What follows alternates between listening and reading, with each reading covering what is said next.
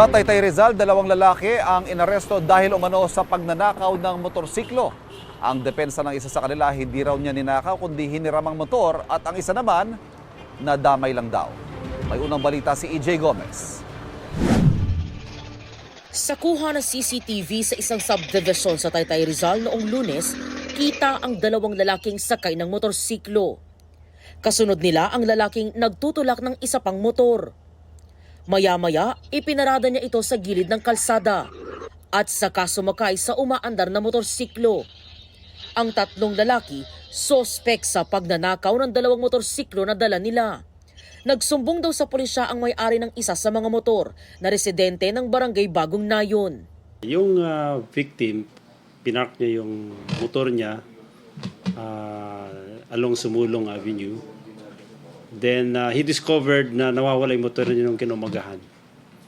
Then ginawa niya, nagpost siya sa social media and with the assistance of personnel of Taytay Municipal Police Station, nakita ngayon sa Ortigas Extension yung ginagamit ng dalawang suspect at doon po na aresto ng ating kapulisan. Na-recover ang isa sa mga ninakaw na motorsiklo. Well, makita natin sa CCTV, tatlo yung allegedly suspects. No? But during the arrest, conduct of arrest, dalawa na lang yung na timingan ng ating mga personnel. So lumalabas na yung isa po ay at large. Hawak na ng mga otoridad ang mga sospek na si alias J at alias Mar. Sabi ni alias J, ibinalik na nila sa may-ari ang motorsiklo na anilay hiniram nila. Sinuli mo lang namin po yun. Kasi nga, wala naman talaga kaming alam doon. Hindi po talaga namin ninakaw yun. Ano lang po? Talagang, kung kami po magnanakaw, ay dapat mabilis ang takbo namin palagi. Depensa naman ni alias Mar, nadamay lang siya. Hindi ko po alam na nakaw yung motor eh. Nagbatid lang ako sa kanya. Kukunin ko lang po yung sahod ko, nagpasama lang ako eh. Maharap ang dalawa sa reklamong paglabag sa anti-carnapping law. Sa bisa naman ng arrest warrant na inilabas ng Regional Trial Court Branch 104 Calamba City, Laguna, naaresto rin ng Rizal Police ang 36 anyos na lalaking ito dahil sa kasong carnapping.